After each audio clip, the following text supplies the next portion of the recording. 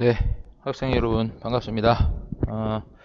우리가 지난주 그 등교 수업 때 수행평가를 했었고요. 그 전에 등교 수업 때 우리가 학습지 빈칸 채우면서 복습을 했었는데 좀 부족했습니다. 그래서 남은 부분은 원격 수업으로 지금 강의를 찍어 올릴 예정이거든요. 그래서 여러분들 원격 수업 들으시면서 학습지에 있는 정답 채우면서 동시에 개념 복습 진행해서 중간고사에서 여러분들 대부분 좋은 점수 받을 수 있도록 열심히 노력 한번 해보세요. 자, 같이 한번 볼게요. 여러분들 일단 2개 반 중에 진도 느린 반 기준으로 하겠습니다. 그래서 흥분의 전달부터 하겠습니다. 자, 흥분의 전달은 앞에 있는 전도와 좀 대비되는 개념입니다. 그래서 선생님 뉴런을 대충 그려볼게요. 자, 하나의 뉴런 내에서 흥분이 이동하는 것은 전도고요. 그리고 하나의 뉴런에서 다른 뉴런으로 흥분이 이동하는 것을 전달이라고 합니다. 그죠? 그리고 이렇게 뉴런과 뉴런 사이에는 굉장히 미세한 틈이 있고 이러한 연접 부위를 우리는 뭐라 그랬어요? 시냅스라고 했습니다. 시냅스. 그러면 여러분 여기 앞에 있는 얘가 시냅스 이전 뉴런이고 얘가 시냅스 이후 뉴런이에요. 그래서 우리가 시냅스 이전 뉴런, 이후 뉴런, 지금 밑에 있는 그림도 일맥상통합니다. 그 이전 이후를 나타낼 때는 왼쪽 오른쪽이 기준이 아니라 흥분의 전달 방향을 기준으로 하라 그랬죠. 즉 흥분의 전달은 시냅스 이전 뉴런에서 이후 뉴런으로만 이쪽 방향으로만 갈 수 있기 때문에 왼쪽에 있는 게 이전, 오른쪽에 있는 게 이후가 됩니다. 자, 그러면 왜 왼쪽에 있는 이 뉴런이 이전이고 얘가 이후냐 한번 살펴봅시다. 한 뉴런의 축삭돌기 말단은 다른 뉴런의 신경세포체나 가지돌기와 매우 가깝게 접해 있는데 이 부위를 시냅스라고 하고, 시냅스 이전 뉴런의 축삭 말단에는 신경 전달 물질, 얘를 담고 있는 시냅스 소포가 있습니다. 그래서 이 신경 전달 물질이라는 화학 물질, 여러분들 뭐 배웠죠? 아세틸 콜린 요거랑 노르 에피네프린, 우리한테는 요 2가지밖에 안 나옵니다. 물론 실제 신경전달 물질은 굉장히 종류가 많겠죠. 근데 우리가 다루는 건 요 2가지입니다. 그래서 여러분들 이 신경전달 물질이라는 화학 물질이 여기 점이고요. 그 다음 이 신경전달 물질을 담고 있는 이 보자기가 시냅스 소포입니다. 근데 이 시냅스 소포가 어디에만 있다? 축삭 말단에만 있다는 소리예요. 그러니까 가지돌기나 신경세포체 쪽에는 이 시냅스 소포, 즉 신경전달 물질이 없다라는 거지. 그치? 그러니까 줄 수 있는 게 없으니까 흥분이 전달이 안 되는 거지. 자, 그래서 결국은 시냅스 이전 뉴런의 축삭 말단으로 흥분이 이렇게 전도돼서 쭉 오다가 축삭 말단에 도착하면 시냅스 소포가 세포막과 융합해서 신경전달 물질이 방출됩니다. 이 틈 사이로 방출이 되죠. 그러면 이 신경전달 물질이 시냅스 이후 뉴런에 있는 수용체에 결합하게 되면 이제 시냅스 이후 뉴런에서 탈분국이 일어나고 활동전이 발생해서 또 전도가 일어나는 거죠. 됐습니까? 지금 여기 있는 점이 신경 전달 물질입니다. 그래서 여러분들 흥분의 전달은 제일 중요한 키워드는 뭐다? 빨간색으로 씁시다. 방향성입니다. 방향성. 방향성. 흥분의 전달은 여러분들이 방향성을 반드시 기억해서 시냅스 이전 뉴런에서만 이후 뉴런으로만 전달이 되는데 이전 뉴런의 축삭 말단에서 이후 뉴런의 가지돌기 쪽으로만 이제 흥분이 전달될 수 있다는 거 반드시 기억을 해 주시고요. 만약에 여러분들 뉴런이 이렇게 있다 칩시다. 뉴런이 이렇게 있는데요. 예를 들어서 선생님이 자극을 여기 줬어요. 1이라는 지점 줬어. 그러면 B라는 지점에서 활동전이 발생해요? 안 해요? 안 합니다. 왜? A라는 곳에 자극을 주면 얘가 전도돼서 이렇게 이쪽으로 갈지 몰라도 이 뉴런과 이 뉴런 사이에서 흥분의 전달은 일어나지 않거든요. 맞죠? 근데 여러분들이 만약에 자극을 B에다 주면 여기서 탈분국이 일어나서 활동전이 발생한 게 쭉 전도됐다가 흥분 전달도 되고 또 여기서도 탈분국이 일어나서 활동전이 발생해서 전도가 쭉 되니까 A에서 활동전이가 발생합니다. 둘 다 생겨요. 자극을 여기 시냅스 이전 뉴런에 주면 얘가 시냅스 이전 뉴런이죠. 얘가 이후 뉴런이고 왜? 방향성이 지금 흥분 전달의 방향성이 지금 이쪽이니까. 이해되겠습니까? 그래서 지금 이전 뉴런에 자극을 주면 얘도 다 활동전이가 발생하지만 이후 뉴런에 자극을 주면 자극을 준 지점은 활동전이가 발생해도 이쪽으로는 흥분이 전달될 수 없어서 활동전이가 발생하지 않는다 라는 것을 기억해 두시기 바랍니다. 자, 신경계 기능에 영향을 주는 약물. 대부분의 약물은 이런 흥분의 전달을 방해하거나 촉진하거나 하여튼 여기에 영향을 주는 것들이 많아요. 그렇죠? 첫 번째 줄에 나옵니다. 그래서 약물은 적절히 사용하면 굉장히 치료에 좋지만 오남용 사람 이름 같나요? 오용, 남용. 오용은 잘못 쓰는 거고 남용은 함부로 너무 많이 쓰는 겁니다. 그리고 약물은 각성제, 환각제, 진정제 등으로 나눌 수 있다. 이런 것들은 참고하시고 우리 교과서에도 탐구 활동으로 나와 있으니까 한번 읽어보시면 될 것 같습니다. 넘어가요. 자, 근수축 보겠습니다. 여러분들 근수축. 자, 운동신경, 골격근 얘기 나오는데 여러분 우리가 보는 근육은 골격근만 봅니다. 우리는 내장근이나 심장근은 중점적으로 다루지 않습니다. 골격근, 즉 뼈에 붙어있는 근육. 그죠? 요것만 주로 다룹니다. 골격근의 수축과 이완은 주로 어디에서 조절된? 대뇌에서 조절이 됩니다. 그래서 여러분들 골격근을 수축하고 이완하는 것은 대부분 의식적인 반응이기 때문에 대뇌가 컨트롤을 한다는 거고요. 그리고 골격근과 연결된 신경은 체성신경이죠. 체성신경. 자, 골격근과 연결된 체성운동신경에서 체성신경은 여러분들 운동신경도 있고 감각신경도 있으니까요. 네, 일단 골격근과 연결된 체성운동신경에서 아세틸콜린입니다.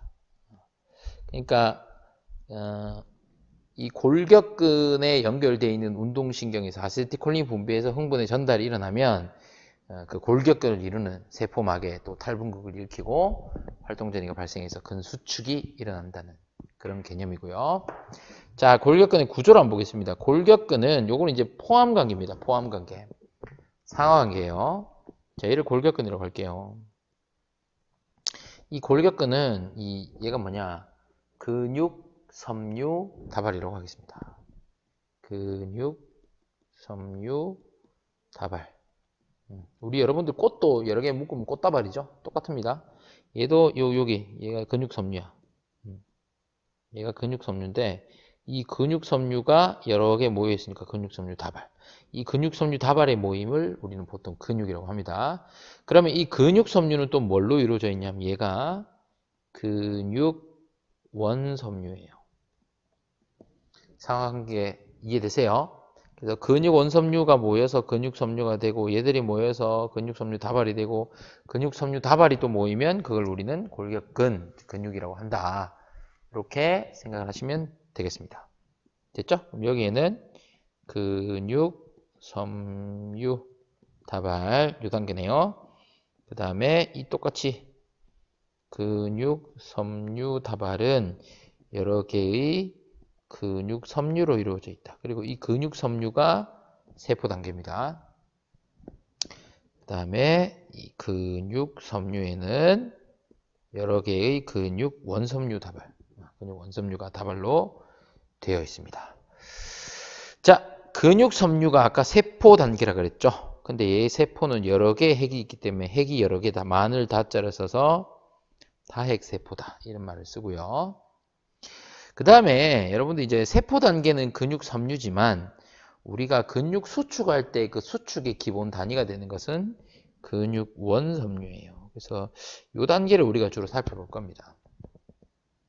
근육 원섬유, 여기에는 필라멘트가 두 개 있습니다. 근데 굵은 필라멘트가 뭐냐면 굵은 게 마이오신 필라멘트고요. 가느다란 게 액틴 필라멘트입니다. 그래서 두 가지 종류가 있습니다. 뭐가 있다고요? 마이오신 필라멘트와 액틴 필라멘트가 있습니다. 자, 그러면 근육 원섬유 마디, 여기서 마디라는 표현이 왜 나오냐면 이 근육 원섬유가 계속 반복되는 패턴이 나타나거든요. 그래서 반복되는 한 사이클, 한 유닛을 근육 원섬유 마디라고 합니다.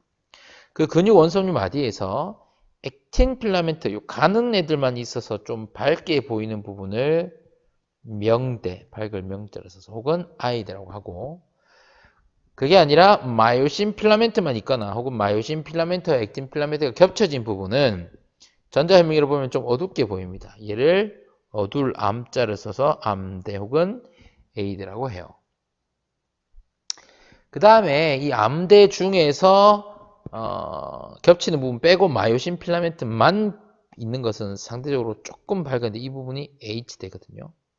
자, 여러분들 지금 무슨 얘기하는지 잘 모르겠죠? 옆에 있는 그림 보면서 같이 하겠습니다. 다시 잘 보세요. 지금 여기 G선부터 G선까지 요 전체가 하나의 근육 원섬유 마디, 두 글자로 근절이라고 하기도 합니다. 요게 하나의 마디면 그 옆에도 또 마디가 반복되어 있습니다.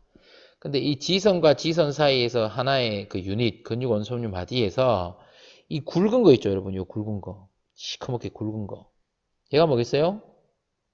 마이오신 필라멘트. 필라멘트 쌤 그냥 F라고 적을게요. 그 다음에 색깔 바꿔서 요 얇은 거 있죠? 여기 얇은 선들.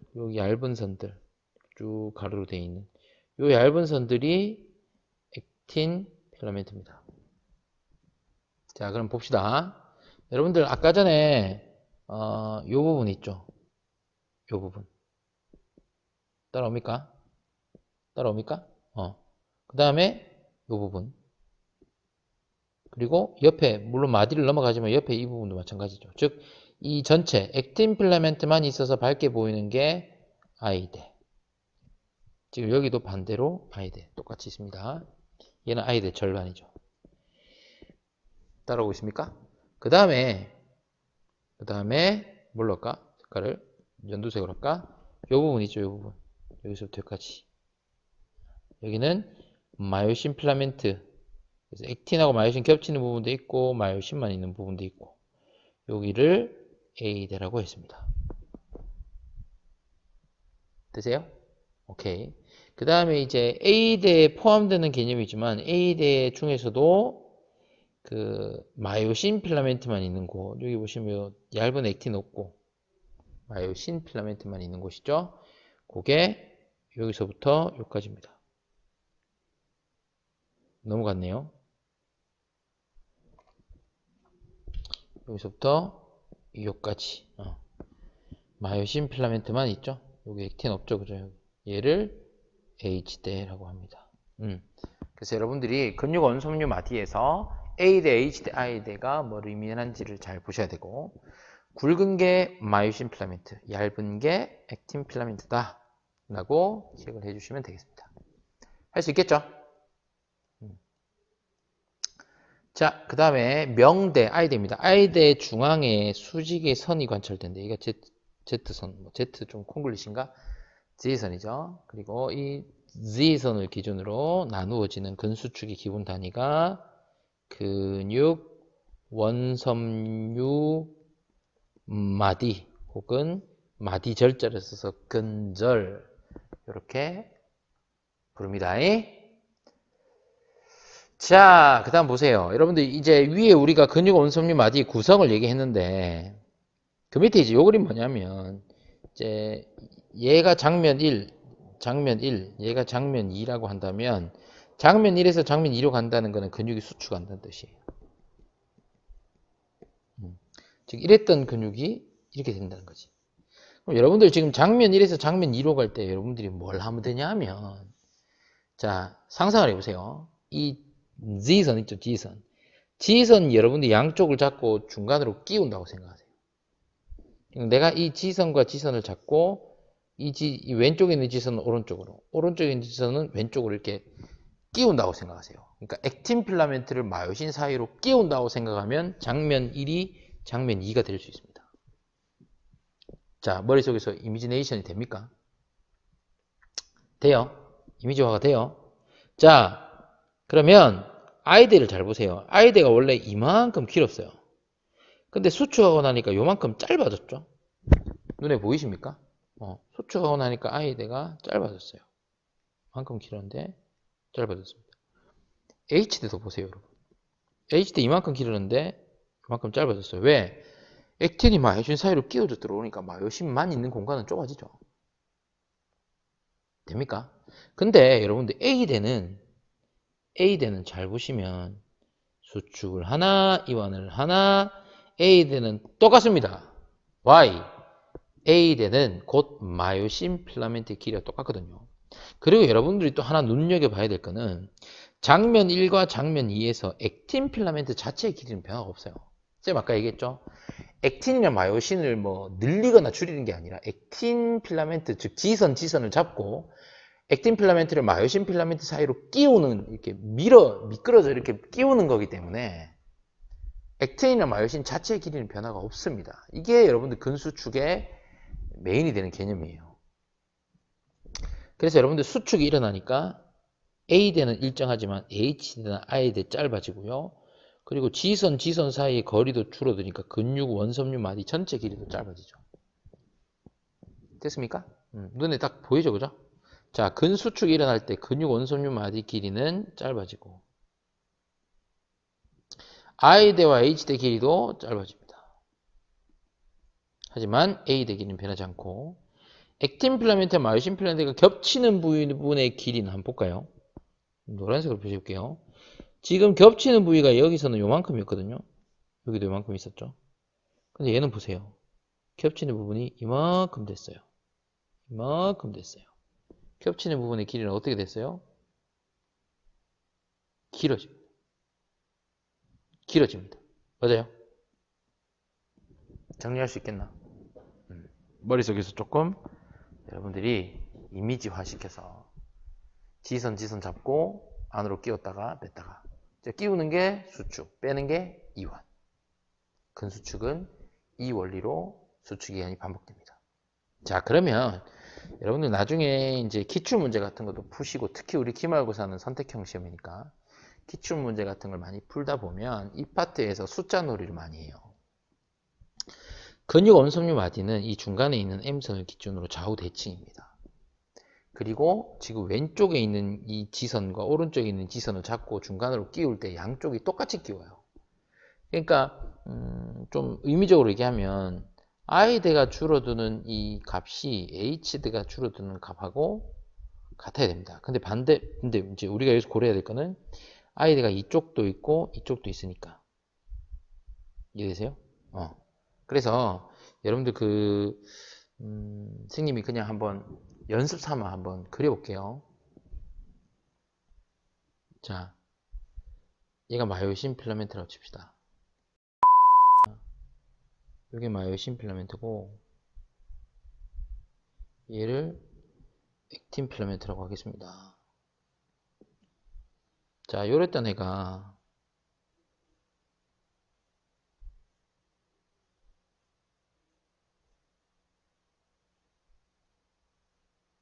자, 이렇게 됐다고 가정해 볼게요. 조금 안 맞는 게 있는데 이해해 주시고요. 여기서 우리의 전제는 액틴 필라멘트나 마요신 필라멘트 자체의 길이는 변화가 있다 없다? 없답니다. 자, 그러면 여러분들 지금 여기서 여기까지가 근육 원섬유 마디의 길이잖아. 얘가 처음에 3.0이었다 치자. 근데 얘는 2.2가 됐다고 쳐. 그럼 전체 길이가 얼마 줄었니? 0.8이 줄었지? 그러면 바로 해볼게. 이 H대 길이는 얼마 차이 나야 될까? 얘가 얘보다 0.8이 길면 돼. 근데 중요한 건 요 부분 있지, 요 부분. 얘랑 얘랑 합쳐서 I 되거든. 근데 얘만 따지면 얘는 I대 절반이야. 그러면 여기랑 여기가 각각 이렇게 됐죠? 각각 얼마씩 줄어야 돼? 전체가 0.8이 줄었으니까 I대 절반도 0.4, 0.4씩 주는 거야. 그래서 왼쪽에서 0.4 밀고 오른쪽에서 0.3 밀어서 전체가 0.8이 줄고 H대는 센터에 있으니까 양쪽의 영향을 다 받아서 얘는 0.8이 줄고 이렇게 찾아야 됩니다. 그 다음에 겹치는 부분 있죠. 이 두 개도 좌우 대칭이거든요. 얘는 얼마가 늘겠어요?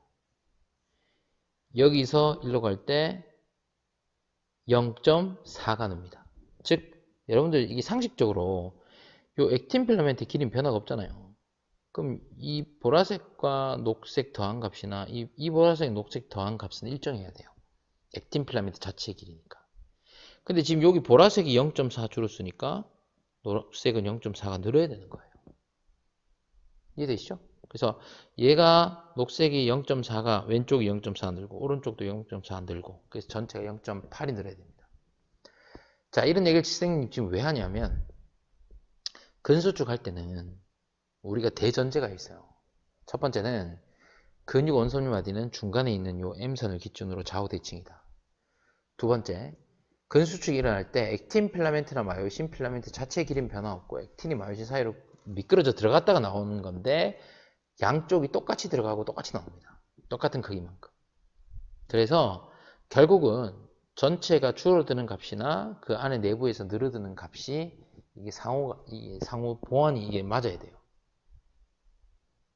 되겠습니까? 선생님이 지금 말로만 설명해서 여러분들 개념이 이해가 잘 안 될 수 있는데 이런 것들은 관련된 기출 문제 같은 거 한 몇 개만 풀어보시면 분명 감이 올 것 같아요. 자, 근수축의 원리 볼게요. 근수축은 아까 얘기했습니다. 누가 누구 사이로 끼워져 들어가냐면 액틴이 마요신 사이로 미끄러져 들어갑니다. 미끄러져. 슬라이딩.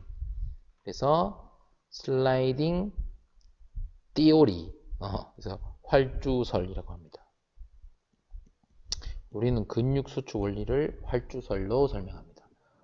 여기서 활주는 슬라이딩이라는 의미예요.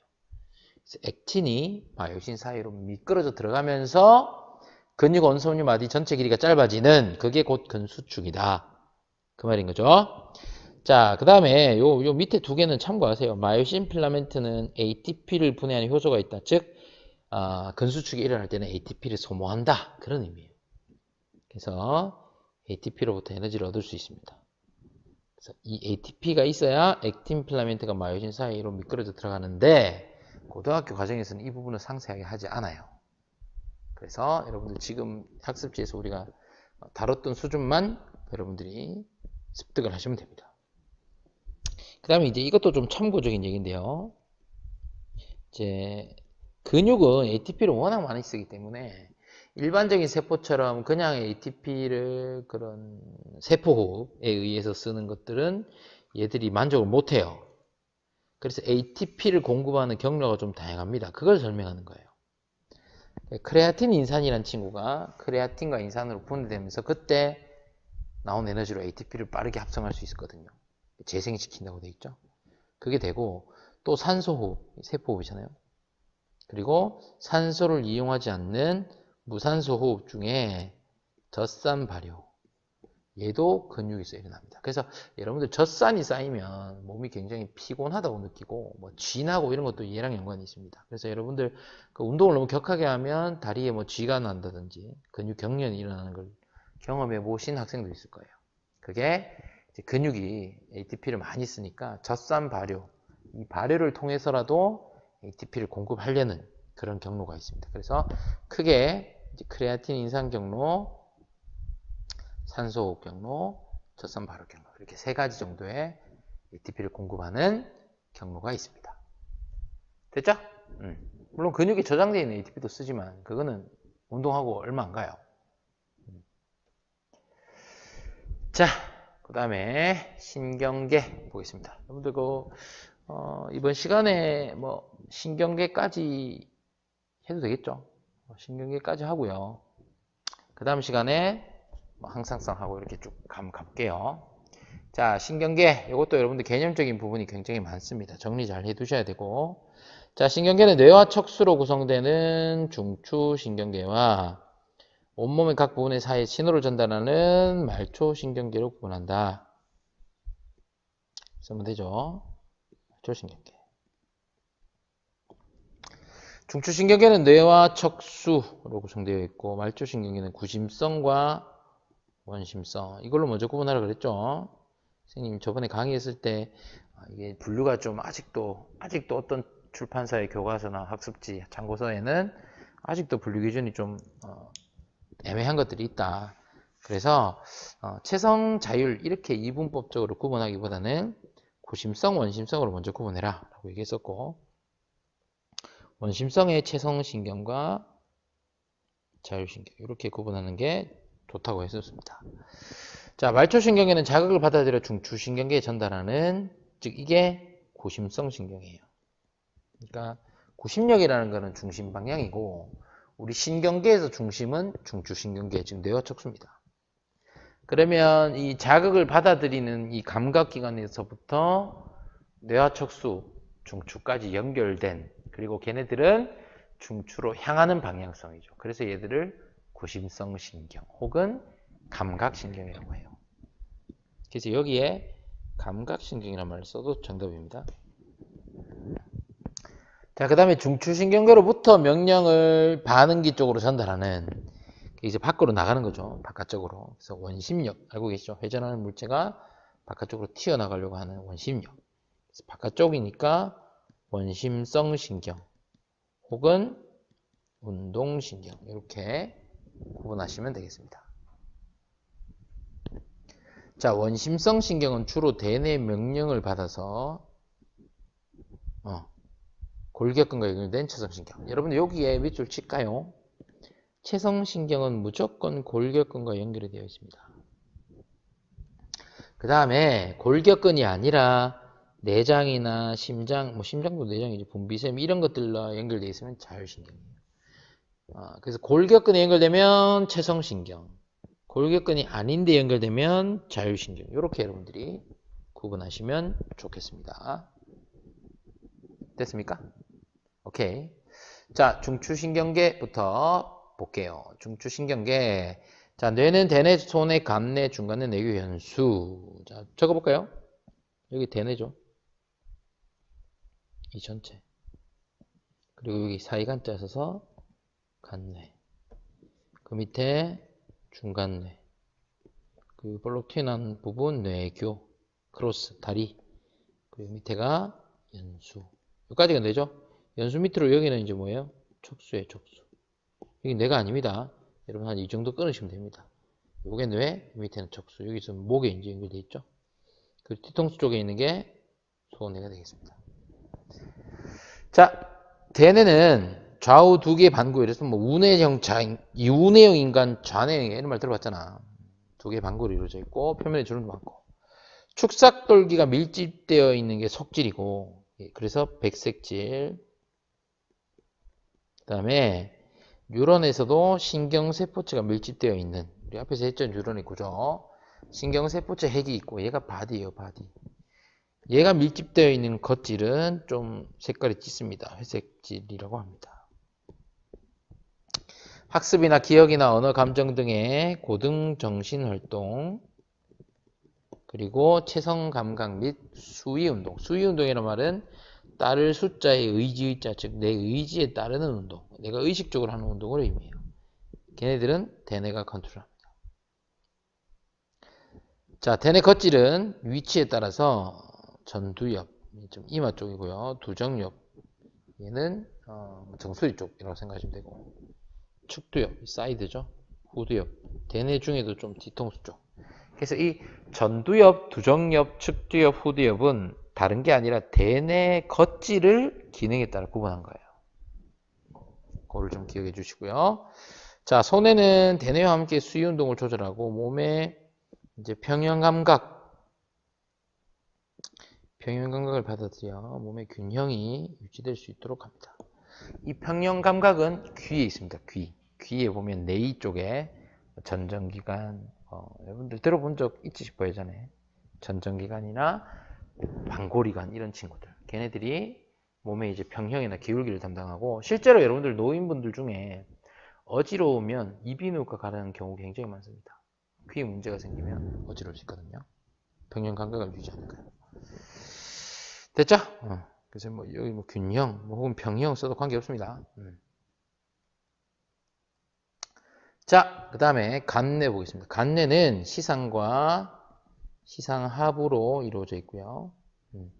시상은 감각 신호를 받아 대뇌에 전달하고, 시상하부는 체내 항상성 조절에 중추입니다. 그래서 여러분들 우리가 뒤에 또 항상성 파트가 나오는데요.